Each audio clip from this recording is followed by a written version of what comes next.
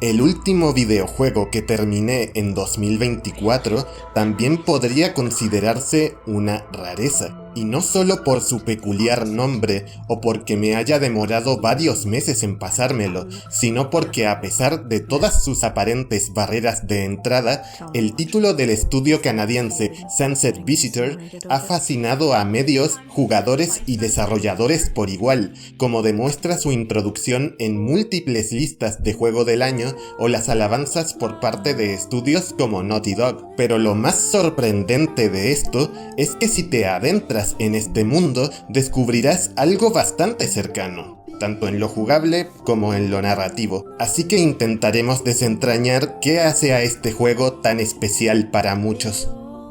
1000 Times Resist puede ser categorizado como una novela visual, por lo que uno de sus aspectos centrales es la historia que cuenta. Estamos en un planeta Tierra donde la humanidad prácticamente se ha extinguido a raíz de una misteriosa enfermedad que apareció de repente y se expandió de forma incontrolable. La única sobreviviente fue una chica llamada Iris, que al ser inmune a la infección tuvo que crear clones de sí misma para empezar de cero, pero que al no ser inmunes como ella, decidió confinarlas en una instalación subterránea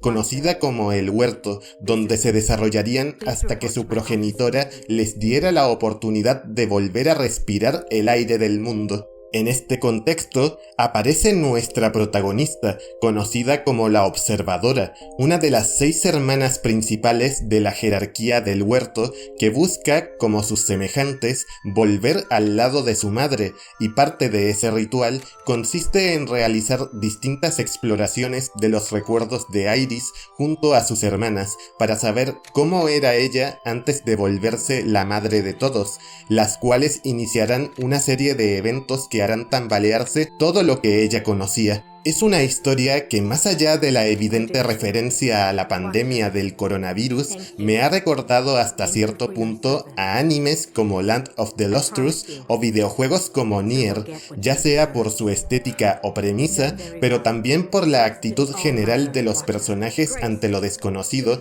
y la forma en cómo se desenreda el pasado, muy dependiente de los flashbacks y el cambio de perspectivas para hacernos partícipes de las decisiones que han llevado al mundo a su estado actual. En este sentido, buena parte del foco se lo llevan los personajes que rodean a la protagonista, los cuales no llamaría exactamente carismáticos, pero sí están muy bien definidos, con personalidades distinguibles y motivaciones claras, reforzadas por el doblaje en inglés de procedencia bastante amateur y con un tono intencionadamente arrastrado y desganado en buena parte del elenco principal, para reflejar sentimientos de tensión, culpa, cansancio o monotonía, delatando lo que cargan muchos personajes antes de que nos digan nada explícito. Eso sí, el ritmo de la trama peca de no ser del todo consistente, con momentos realmente sorprendentes, seguidos por otros con un desarrollo algo lento y meditativo,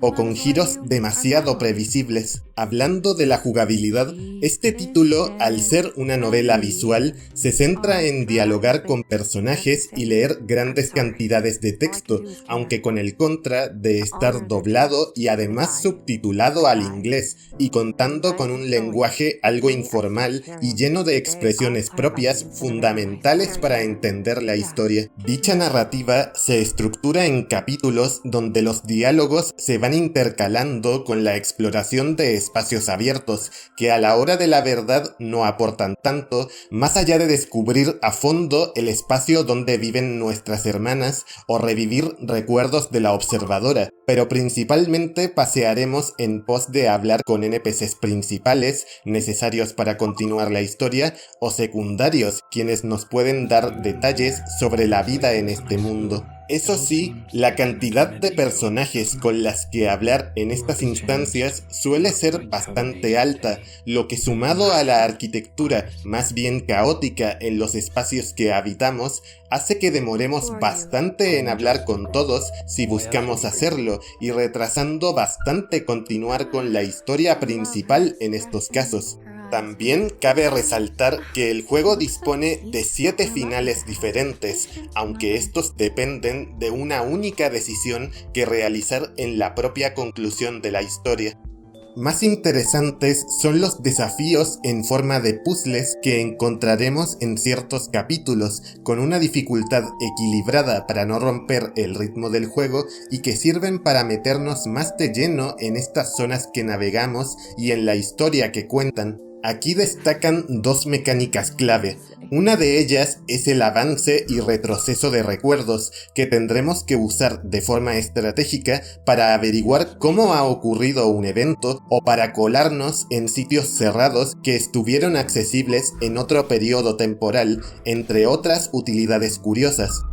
La otra mecánica destacable es una suerte de secciones de plataformas, donde podremos detener el tiempo y volar a través de puntos de teletransporte, las cuales, si bien no son demasiado retantes, sí nos harán tener que pararnos sobre suelo firme y reconocer el terreno para superarlas, ya que existen caminos y objetivos que no se aprecian a simple vista. Estas situaciones agregan variedad jugable y capas a la narración, pero podrían haberse aprovechado algo más, habiendo secciones con una narrativa absolutamente lineal y donde solo tendremos que andar y hablar con personajes, aunque son momentos donde entra otra pieza clave en el atractivo de este viaje, el apartado visual. Y es que el juego alterna entre entornos realistas con una paleta sobria y que recuerdan a assets creados con el motor Unity y unos personajes de cel shading proporcionado